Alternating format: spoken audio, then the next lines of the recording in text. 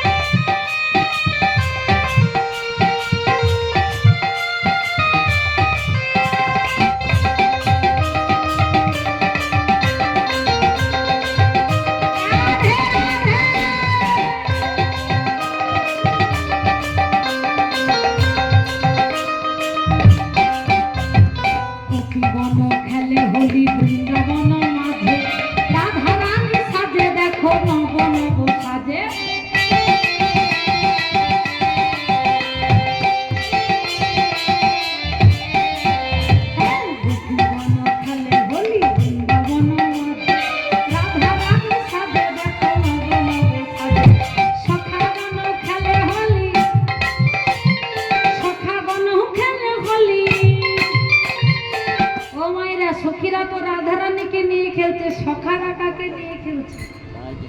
হ্যাঁ, ভগবান কৃষ্ণচন্দ্রকে নিয়ে সখারা খেলছে। কি সখাগণ খেলে হোলি, সখাগণ খেলে হোলি, কি বলে সাথে লইয়ে শ্যামরাই চলো চলে যায়, চলো চলে যায়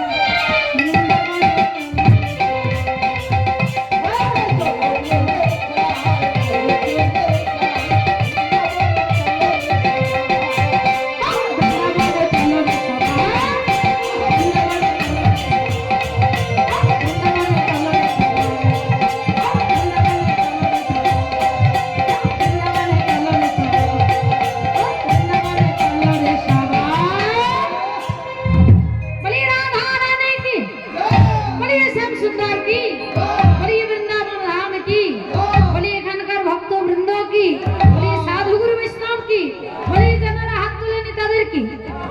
তাদের যে জয় বেশি হবে একটু, হরি বল। তাদেরও জয়, হরি বল।